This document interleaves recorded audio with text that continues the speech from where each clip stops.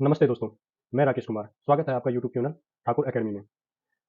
NCS यानी कि navy children school Chanakyapuri Delhi ने एक नोटिफिकेशन जारी किया है 27 अप्रैल 2024 को, जिसमें टीचिंग एंड नॉन टीचिंग दोनों ही स्टाफ की वैकेंसीज निकाली हैं। जिसमें टीजीटी के हिंदी, संस्कृत और सोशल साइंस से संबंधित टीजीटी के मैथ के लिए, और बाल वाटिका के लिए जो केजी की स्कूल है उसके लिए, प्राइमरी स्कूल के लिए, और इसके अलावा लैब अटेंडेंट की जो नॉन टीचिंग में है। तो इस तरह से कई वैकेंसीज निकाली हैं और आज हम उन्हीं वैकेंसीज के बारे में यहाँ पर डिस्कस करने वाले हैं। आप इस वीडियो में अंत तक बने रहें। मैं यहाँ पर आपको पूरी जानकारी, जिसको पूरी तरह से कि यहाँ पे किस तरह से इसमें क्या क्या रिक्वायरमेंट रखी गई है, किस पोस्ट के लिए क्या क्वालिफिकेशन रखी गई है, क्या सैलरी दी जाएगी और क्या एज रखी गई है, इन सब चीज़ के बारे में मैं आपको यहाँ पे पूरी जानकारी दूंगा। उसके बाद में मैं आपको यह भी बताऊंगा कि ये फॉर्म ऑनलाइन भरा जाएगा या ऑफलाइन भरा जाएगा, और इस फॉर्म को भरने के बाद में कहाँ पर ही सबमिट किया जाएगा, अगर ये ऑफलाइन है तो कहाँ पर सबमिट किया जाएगा। तो देखेंगे हम आगे यहाँ पर। तो ये हमारे सामने आप खुल के आया है इसके एनसीएस का एक नोटिफिकेशन। यहाँ पे आप देख सकते हैं एनसीएस वैकेंसी नोटिफिकेशन नंबर 1/2024 का है। Notification for the post of teaching and non teaching staff के लिए निकला है, एक नेवी चिल्ड्रन स्कूल के लिए, जो कि चाणक्यपुरी न्यू दिल्ली में है। यहाँ पर एप्लीकेशन इनवाइट किए गए हैं टीचिंग के लिए, नॉन टीचिंग के लिए, स्टाफ के लिए, नेवी चिल्ड्रन स्कूल के लिए, जो कि चाणक्यपुरी में है। और ये सारे के सारे जो पोस्ट हैं, जो ये वैकेंसीज निकले हैं, ये कॉन्ट्रेक्चुअल बेसिस पे है। मैंने आपको बताया था ये कॉन्ट्रेक्चुअल बेसिस पे है, यानी कि ये जितनी वैकेंसी है वो कॉन्ट्रैक्ट बेसिस पे निकलेंगी। जिसमें आपके सामने यहाँ पर हिंदी टीजीटी का है, संस्कृत, मैथमेटिक्स, एसएसटी, पीआरटी का है, केजी टीचर है, स्पेशल एजुकेशन टीचर, और इसी तरह से स्कूल काउंसलर की है, लैब असिस्टेंट की, स्कूल नर्स की, ऑफिस असिस्टेंट की। तो ये हमारे सामने वैकेंसीज निकल के आई हैं। तो आइए चलो हम इनके बारे में अब डिटेल से जानकारी लेते हैं कि यहाँ पे हमें क्या क्या क्राइटेरिया चाहिए, जो एलिजिबिलिटी का क्राइटेरिया है वो क्या रहेगा। तो सबसे पहले हम यहाँ पे देखते हैं टीजीटी हिंदी के लिए, टीजीटी सोशल साइंस के लिए और टीजीटी संस्कृत के लिए। जो सैलरी है यहाँ पर, मंथली सैलरी है यहाँ पर, वो 50,000 रुपये की है। सैलरी बहुत अच्छी रखी गई है यहाँ पर, 50,000 रुपये की सैलरी है कॉन्ट्रैक्ट बेस पर भी। और जो क्वालिफिकेशन की बात करी जाए तो यहाँ पे बीए की डिग्री होना आवश्यक है, जिसमें कम से कम 60% मार्क्स होना अनिवार्य है। बीए के साथ में यहाँ पर आपके पास में बैचलर ऑफ एजुकेशन यानी बीएड का होना भी अनिवार्य है, जिसमें 50% मार्क्स का होना आवश्यक है। और सब्जेक्ट की बात करी जाए +2 में, तो आपके पास में अगर टीजीटी हिंदी या टीजीटी सोशल साइंस या टीजीटी संस्कृत के लिए अगर आप यहाँ पे फॉर्म भर रहे हैं, तो जो भी कैंडिडेट ये फॉर्म भरेगा तो उस कैंडिडेट के पास में यहाँ पे तो जो सीनियर सेकेंडरी है उसमें इसके रिलेवेंट में सब्जेक्ट होना आवश्यक है। जो उसका रिलेवेंट सब्जेक्ट है उसका होना आवश्यक है। अगर उसके रिलेवेंट में उसके पास में सब्जेक्ट नहीं है तो वो इस फॉर्म को नहीं भर सकता है। और एज की अगर हम बात करें तो यहाँ पे एज 21 से 50 वर्ष की ली गई है, जो कि 1 जुलाई 2024 में होनी चाहिए। यानी कि 1 जुलाई 2024 को कैंडिडेट की आयु कम से कम 21 वर्ष और अधिक से अधिक 50 वर्ष की होनी चाहिए। अगर इसकी आयु 21 वर्ष से कम है और 50 वर्ष से अधिक है तो वो इसके लिए एलिजिबल नहीं हो पाएगा। और अपर एज लिमिट की अगर बात करी जाए तो अगर किसी कैंडिडेट के पास में एनसीएस का एक्सपीरियंस है, यानी कि नेवी चिल्ड्रन स्कूल का अगर एक्सपीरियंस है, तो उसको यहाँ पे 5 साल की छूट, यानी कि अगर उसकी आयु 55 वर्ष है तो वो यहाँ पर फॉर्म भर सकता है। और प्रेफरेंस की बात करी जाए तो किसी कैंडिडेट के पास में अगर मास्टर डिग्री है तो उसको प्रायोरिटी दी जाएगी। इसे रिलेवेंट सब्जेक्ट के जो सब्जेक्ट है उससे रिलेवेंट में अगर मास्टर डिग्री है तो यहाँ पर उसे प्रायोरिटी प्रायोरिटी दी जाएगी। और इसके अलावा यहाँ पर एक्सपीरियंस है टीचिंग का रिलेवेंट सब्जेक्ट में और सीबीएसई स्कूल से, यानी कि कोई स्कूल सीबीएसई से रिकॉग्नाइज है और उसे टीचिंग का एक्सपीरियंस है, तो यहाँ पे उसे भी प्रायोरिटी दी जाएगी। या तो किसी कैंडिडेट के पास में ये दोनों चीजें हो या इन दोनों में से कोई एक चीज हो, यानी कि मास्टर डिग्री हो उसके पास में रिलेवेंट सब्जेक्ट से, और या फिर एक्सपीरियंस हो, तो इनसे पहले यहाँ पर उनको प्रायोरिटी दी जाएगी। यहाँ पे अब बात करते हैं हम टीजीटी मैथमेटिक्स की। टीजीटी मैथमेटिक्स की जो मंथली सैलरी है यहाँ पे वो 50,000 रुपये की सैलरी है। इसी तरह से जो टीजीटी हिंदी और सोशल साइंस और संस्कृत की वहाँ पे भी 50 थी और यहाँ भी 50,000 की सैलरी रखी गई है। सो क्वालिफिकेशन की अगर बात करें, एजुकेशनल क्वालिफिकेशन की बात करें तो यहाँ पे बीएससी की डिग्री होना अनिवार्य है। उसके साथ में यहाँ पे बैचलर ऑफ एजुकेशन यानी बीएड का होना आवश्यक है। बीएससी में कम से कम 60% मार्क्स होने चाहिए और बैचलर ऑफ एजुकेशन में 50% मार्क्स का होना अनिवार्य है। और +2 की अगर बात करें तो +2 में भी सब्जेक्ट से संबंधित विषय होना जरूरी है, यानी कि जो रिलेवेंट सब्जेक्ट है वो यहाँ पर होना जरूरी है। एज की बात करें तो 21 से 50 वर्ष की एज रहेगी यहाँ पर, जो मैंने अभी बताया था 1 जुलाई 2024 के अंदर में। यहाँ पर जो अपर एज की जो लिमिट की जो छूट रहेगी वो एनसीएस एक्सपीरियंस वाले के लिए रहेगी, जिसके आयु में 5 वर्ष तक की छूट दी जाएगी। और प्रेफरेंस की बात करी जाए तो यहाँ पे मास्टर डिग्री होनी चाहिए रिलेवेंट सब्जेक्ट से, या फिर एक्सपीरियंस होना चाहिए टीचिंग का रिलेवेंट सब्जेक्ट का किसी भी सीबीएसई स्कूल से। तो यहाँ पे सीबीएसई का एक्सपीरियंस मांगा है, किसी अन्य का नहीं। अगर सीबीएसई का एक्सपीरियंस है तो उसको यहाँ पर प्रायोरिटी दी जाएगी। इसके बाद में आती है प्राइमरी टीचर के लिए, पीआरटी के लिए, जिसमें सैलरी यहाँ पर मंथली है 40,000 रुपये की। और जो एजुकेशन क्वालिफिकेशन की बात करें तो यहाँ पर बैचलर डिग्री का होना आवश्यक है। जो बैचलर डिग्री में कम से कम 50 बैचलर डिग्री में कम से कम 55% मार्क्स का होना अनिवार्य है। और इसी के साथ में यहाँ पर बीएड का होना आवश्यक है, जो कि 50% मार्क्स पर पास होने चाहिए। एज की बात करें तो 21 से 50 वर्ष की एज रहेगी। और अपर लिमिट की बात करें तो यहाँ पर भी एनसीएस एक्सपीरियंस वाले के लिए छूट दी गई है। इसके बाद हम बात करते हैं बाल वाटिका टीचर यानी कि केजी टीचर की। यहाँ पे जो बाल वाटिका के टीचर है उसकी जो मंथली सैलरी है वो यहाँ पर 40,000 रुपये है। और क्वालिफिकेशन की बात करें तो वो सीनियर सेकेंडरी में कम से कम 55% मार्क्स से पास होना चाहिए। इसी के साथ में जो क्वालिफिकेशन है वो डिप्लोमा होना चाहिए। एनटीटी का डिप्लोमा है, एलिमेंट्री एजुकेशन का डिप्लोमा है, अर्ली चाइल्डहुड का डिप्लोमा है, या फिर बीएड नर्सरी का कोई रेगुलर कोर्स है। तो ये अगर डिप्लोमा उनके पास में है तो वो इसके लिए एलिजिबल है। और एज की बात करें तो यहाँ पे मिनिमम एज 21 और मैक्सिमम 50 की रखी गई है। और अपर एज लिमिट यहाँ पर भी सेम वही रखा गया है कि अगर किसी कैंडिडेट के पास में एनपीएस का एक्सपीरियंस है तो यहाँ पर उनसे 5 साल की छूट, यानी कि वो 55 वर्ष की आयु तक में भी इस फॉर्म को भर सकते हैं। अगर यहाँ पे प्रेफरेंस की बात करी जाए तो जो प्रायोरिटी रहेगी, अगर किसी कैंडिडेट के पास में सीबीएसई स्कूल का एक्सपीरियंस है, प्री प्राइमरी का और प्राइमरी का, तो वो यहाँ पर भरने के लिए तैयार रहे, क्योंकि उसको यहाँ पे सबसे ज्यादा प्रायोरिटी दी जाएगी। अब हम बात करते हैं स्पेशल एजुकेटर की। जो इसमें सैलरी रखी गई है मंथली सैलरी वो 40,000 रुपये की है। और क्वालिफिकेशन की बात करी जाए तो ग्रेजुएट बीएड के साथ में होना चाहिए स्पेशल एजुकेशन, या फिर बीएड के साथ में 2 साल का डिप्लोमा होना चाहिए स्पेशल एजुकेशन में, और अगर ये भी नहीं है तो उसमें जो पोस्ट ग्रेजुएशन है वहाँ पर डिप्लोमा होना चाहिए स्पेशल एजुकेशन के साथ में। यानी कि यहाँ पे जो स्पेशल एजुकेशन के इक्विवेलेंट क्वालिफिकेशन होना अनिवार्य है, और उसमें कम से कम 50% मार्क्स का होना आवश्यक है। एज लिमिट की अगर बात करें तो यहाँ पे 21 से 50 वर्ष की एज रहेगी, और छूट की बात करें तो यहाँ पे एनसीएस एक्सपीरियंस वाले के लिए 5 वर्ष की छूट एक्स्ट्रा मिलेगी। एक्सपीरियंस अगर सीबीएसई स्कूल से है, एक्सपीरियंस की बात करें तो सीबीएसई स्कूल का होना अनिवार्य है, वो भी स्पेशल एजुकेटेड का। अब आगे बात करते हैं हम स्कूल नर्स के बारे में। जो स्कूल नर्स है उसकी जो मंथली सैलरी है वो 40,000 रुपये रहेगी, और क्वालिफिकेशन की बात करें तो 4 साल का बैचलर साइंस होनी चाहिए, 4 साल की यहाँ पे बैचलर साइंस होनी चाहिए नर्सिंग की, 3 साल का जनरल नर्सिंग में, या फिर डिप्लोमा इन नर्सिंग कंप्लीट होना चाहिए रेगुलर कोर्स से। ये जो कोर्स मैंने अभी तक बताए हैं वो सारे के सारे रेगुलर कोर्स रहे हैं यहाँ पर। अगर किसी के पास में रेगुलर कोर्स नहीं है तो वो यहाँ पर एलिजिबल नहीं मान्य होगा, रेगुलर कोर्स वालों के लिए मान्य रहेगा, और कम से कम यहाँ पे 55% का मार्क्स होने आवश्यक है। इसके बाद में जो आयु की बात करी जाए तो यहाँ पे 21 से और 50 वर्ष की आयु रहेगी, मिनिमम 21 और मैक्सिमम 50। एक्सपीरियंस की यहाँ पर बात करें तो नर्सिंग एक्सपीरियंस यहाँ पर कम से कम 3 साल का होना चाहिए, किसी रेपुटेड हॉस्पिटल का होना चाहिए, और अगर इसको प्रेफरेंस दिया जाता है यानी प्रेफरेबली दिया जाए तो कैजुअली सेक्शन का होना आवश्यक है। अगर कोई यहाँ पर रिटायर्ड ऑफिसर है एमएनएस से तो उसको यहाँ पे प्रायोरिटी दी जाएगी, और अगर उसकी अपर एज है यानी कि वो अगर 55 वर्ष की आयु में है तो वो भी यहाँ पर फॉर्म भर सकता है, उसको यहाँ पे आयु में छूट दी जाएगी। अब बात करते हैं हम स्कूल काउंसलर की, यानी कि स्कूल के सलाहकार की। स्कूल के जो सलाहकार है उसकी जो फीस सॉरी यहाँ पर जो सैलरी होगी वो है 40,000 रुपये की, और क्वालिफिकेशन की अगर बात करें तो मास्टर डिग्री होना चाहिए साइकोलॉजी से, या फिर उसके पास में चाइल्ड डेवलपमेंट का 1 साल का सर्टिफिकेट होना चाहिए, या फिर डिप्लोमा इन काउंसलिंग होना चाहिए। एज की बात करी जाए तो 21 से 50 वर्ष की आयु की एज यहाँ पर रहेगी, और जिसके पास में एनसीएस का एक्सपीरियंस है तो यहाँ पर उसको छूट दी जाएगी। एक्सपीरियंस की बात करें तो स्कूल काउंसलिंग के रूप में यहाँ पे सीबीएसई में अगर उसने काम किया है, उसका एक्सपीरियंस है किसी एफिलिएटेड सीबीएसई स्कूल में, तो वो उसको यहाँ पर डिजायरेबल होगा, यानी कि उसको यहाँ पर प्रायोरिटी दी जाएगी। अब बात करते हैं हम लैब असिस्टेंट की, तो यहाँ पर लैब असिस्टेंट की जो सैलरी है वो 35,000 रुपये की है। क्वालिफिकेशन की बात करें तो लैब असिस्टेंट के पास में यहाँ पे बीएससी होनी चाहिए फिजिक्स केमिस्ट्री और बायोलॉजी के साथ में कंप्लीट, जिसमें मिनिमम 50% मार्क्स का होना अनिवार्य है। एज की बात करें तो 21 से 50 वर्ष के बीच की आयु होगी, और अगर किसी के पास में रिलेवेंट एनपीएस का एक्सपीरियंस है तो उसे यहाँ पर और छूट मिल सकती है एज में। एक्सपीरियंस अगर है किसी के पास में तो सीबीएसई स्कूल का, तो यहाँ पर वह प्रायोरिटी रहेगी उसकी, और कैंडिडेट के मुकाबले में उसको ज़्यादा प्रायोरिटी पर रखा जाएगा। ऑफिस असिस्टेंट की यहाँ पर जो सैलरी है वो 40,000 रुपये है। ऑफिस असिस्टेंट के लिए यहाँ पर जो क्वालिफिकेशन रखी गई है वो बैचलर डिग्री है, इक्विवेलेंट क्वालिफिकेशन आर्म फोर्स में इंडिपेंडेंटली इंग्लिश में बोलने में होना चाहिए। ऑफिस असिस्टेंट के लिए यहाँ पर इंग्लिश का होना अनिवार्य है, अगर वो इंग्लिश बोलने में फ्लुएंट है तो यहाँ पर उसके लिए बहुत अच्छा ऑप्शन है। और एक लिस्ट इसमें कम से कम 3 साल का एक्सपीरियंस मांगा है हैंडलिंग ऑफिस वर्क का, ऑफिस वर्क को हैंडल करने का उसके पास में कम से कम 3 साल का एक्सपीरियंस होना चाहिए ऑफिस असिस्टेंट के पास में।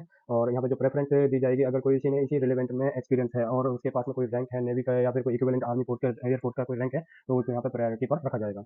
इसके साथ में ऑफिस असिस्टेंट के लिए कंप्यूटर प्रेफरेंस होना चाहिए, एमएस ऑफिस ऑटोमेटेशन होना चाहिए, ईआरपी सॉफ्टवेयर पे, यानी कि जो ये सॉफ्टवेयर होते हैं स्वीट के लिए ईआरपी के जो टैली हैं या फिर और दूसरे सॉफ्टवेयर हैं, तो उनकी जानकारी यहाँ पर होनी चाहिए ऑफिस असिस्टेंट के लिए। एज की अगर बात करें तो यहाँ पे एज हमारी 21 से 50 वर्ष की होनी चाहिए, यानी कि मिनिमम एज 21 और मैक्सिमम यहाँ पे 50 वर्ष की आयु की होना चाहिए जो इस कैंडिडेट को इस फॉर्म को भरना है। सैलरी यहाँ पे 40,000 मैंने आपको बताई थी। तो ये थे हमारे पास में यहाँ पर इसके पोस्ट के बारे में कि इनमें किस पोस्ट में क्या क्वालिफिकेशन चाहिए, सैलरी क्या रहेगी, और कम से कम क्या एक्सपीरियंस होना चाहिए, एक्सपीरियंस वाले के लिए क्या प्रायोरिटी रहेगी। तो यहाँ पे सीधा सीधा सा आपको बताया गया है। अब हम बात करते हैं यहाँ पे इस फॉर्म को अप्लाई कैसे किया जाए। तो अप्लाई करने से पहले तो इसके बारे में हमें जानकारी होनी चाहिए कि इसको किस तरह से अप्लाई करना है, कहाँ इसको जमा किया जाएगा और क्या इसकी फीस रहेगी।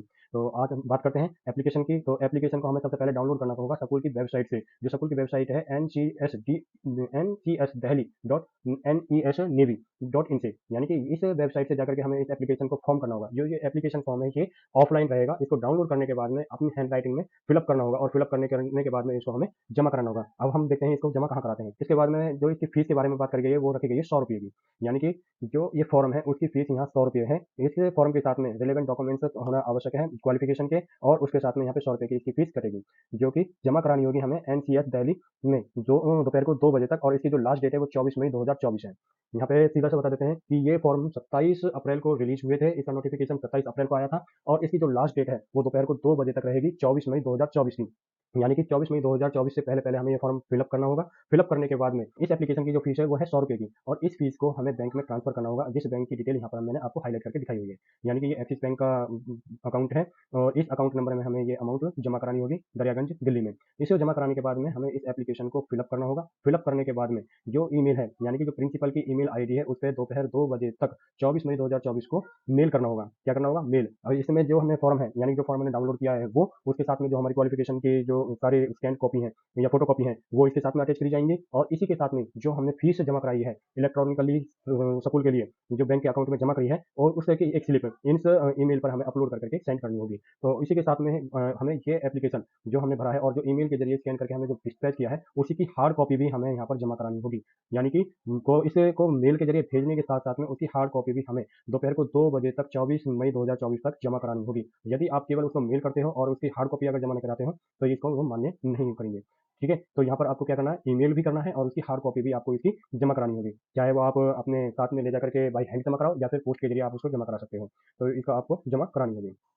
अब यहाँ पे बात करते हैं कि इसके जो सिलेक्शन है वो किस तरह से होगा। तो सिलेक्शन में यहाँ पे जो प्रोसेस रखा गया है वो है रिटन एग्जामिनेशन का। यहाँ पे रिटन एग्जामिनेशन होगा जिसको 8 जून 2024 को, यहाँ पे डेट भी पहले से ही मेंशन की हुई है कि यहाँ इसका जो टेस्ट होगा, रिटन एग्जामिनेशन जो होगा वो 8 जून 2024 को होगा। तो यहाँ पे हमें इसकी तैयारी पहले से ही करके रखनी होगी क्योंकि हमारे पास में अब समय भी ज़्यादा अधिक नहीं है। जो इसका टेस्ट होगा 8 जून 2024 को होगा और इसके लिए हमें जो सूचना मिलेगी वो टेलीफोन या फिर ईमेल के जरिए हमें इसकी सूचना मिलेगी। जो हम फॉर्म में है उसमें अपना जो टेलीफोन नंबर देंगे, मोबाइल नंबर देंगे या फिर जो हम ईमेल नंबर देंगे, तो उसके ऊपर हमें इसकी सूचना प्राप्त होगी। तो इसके साथ में यहाँ पर स्कूल के पास में अपने कुछ अधिकार होंगे, वो किसी की भी फॉर्म को कैंसिल कर सकता है, किसी भी तरह का उसमें अगर कोई कमी मिलती है या किसी प्रकार की कोई त्रुटि मिलती है तो उसको कैंसिल कर सकती हैं। बैंक जो इसकी वैकेंसीज हैं उसको कम या ज़्यादा कर सकती हैं या फिर उनको कुछ समय के लिए रोक भी सकती हैं। तो यहाँ पर ये पहले से ही मेंशन किया हुआ है कि ये स्कूल के खुद के पास में रिजर्व है, राइट है, वो इसको कर सकते हैं। यहाँ पर मैंने आपको बताया था कि इसमें क्या-क्या नोटिफिकेशन में क्या-क्या चीज़ें दी गई हैं, कौन-कौन सी वैकेंसीज निकली हैं, उस वैकेंसी से संबंधित क्या क्राइटेरिया रखा गया है, एजुकेशन का भी जो सैलरी है वो हमें क्या मिलेगी और साथ में उसमें जो हमारा एक्सपीरियंस है वो कैसा होना चाहिए और एज की जो लिमिट है वो भी यहाँ पे हमें बता दी गई है। जो एक्सपीरियंस की यहाँ पे बात करी गई है, मैं आपको सीधा सा बता देता हूँ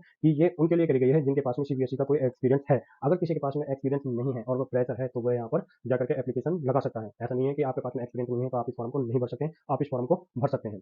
तो अब हम बात करते हैं इस फॉर्म को भरने की।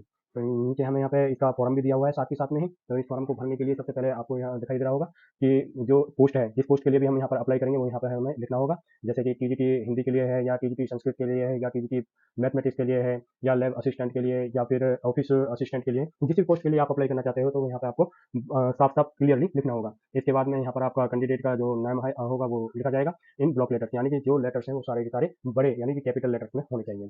अपना एक पासपोर्ट साइज़ फ़ोटो इस वाले ऑप्शंस में चिपकाना होगा। इसके बाद में अपनी डेट ऑफ बर्थ, यहाँ पर अपनी डेट ऑफ बर्थ दिखानी होगी जो कि इसके साथ में ये भी बताना होगा कि इस डेट ऑफ बर्थ के अनुसार 1 जुलाई जो करंट ईयर यानी 2024 तक में कितनी आयु हमारी है इस समय में, और जो डेट ऑफ बर्थ है वो यहाँ पे वर्ड्स में भी हमें लिखना होगा। पोस्टल एड्रेस जिसमें हम कम्युनिकेट कर सकते हैं तो वो यहाँ पे आपको पूरा और साफ और सही तरीके से लिखना होगा। इसी के साथ में अपना टेलीफोन और मोबाइल नंबर, ईमेल आईडी जो कि हमें इसमें जो लेटर मिलेगा यानी कि जो हमें कॉल की जाएगी एग्जाम्स के लिए वो मोबाइल नंबर पर और ईमेल आईडी पर ही की जाएगी। इसलिए यहाँ पर अपना मोबाइल नंबर जो आप अपने पास में रखे हैं और शुरू हो, चालू हो, उस नंबर को रखेंगे। ईमेल आईडी भी वो रखें, इसमें लिखेंगे जिसका पासवर्ड आपके पास में हो और जिसे आप रेगुलर में खोल के देखते हो। मैरिटल स्टेटस अगर आप मैरिड हैं, अनमैरिड हैं तो यहाँ पे मेंशन करना होगा, और मैरिड हैं और आपके बच्चे हैं जो और जितने भी बच्चे हैं वो यहाँ पे आपको दिखाना होगा। फादर्स और हस्बैंड्स नेम, यहाँ पे फादर्स और हस्बैंड का नेम लिखना होगा। यहाँ पे एक ब्रैकेट के अंदर ये दे रखा है विथ रैंक इफ एप्लीकेबल, यानी कि ये जो रैंक दी गई है वो यहाँ पर रैंक दी गई है नेवी, आर्मी और एयरफोर्स के जो कर्मचारी है उनके लिए, जो उसमें सर्विस करते हैं उनके लिए। अगर आपके पिताजी या हस्बैंड कर्मचारी नहीं है तो आपको यहाँ पर देने की आवश्यकता नहीं है। अगर है तो यहाँ पर रैंक देनी होगी, डेजिग्नेशन देनी होगी रैंक के साथ में, और किस जगह पर काम करते हैं तो वो यहाँ पर आपको बताना होगा। इसके बाद में बात करते हैं हम एजुकेशन क्वालिफिकेशन की। जो आपकी एजुकेशन क्वालिफिकेशन है वो यहाँ पे आपको मेंशन करनी होगी। यहाँ पे सीधा सा है नेम ऑफ द एग्जामिनेशन, यहाँ जो नेम ऑफ द एग्जामिनेशन है इसमें आपके 10th प्लस 2 या फिर इसके साथ में ग्रेजुएशन, पोस्ट ग्रेजुएशन जो भी आपने किया हुआ है वो यहाँ पर मेंशन करी जाएगी।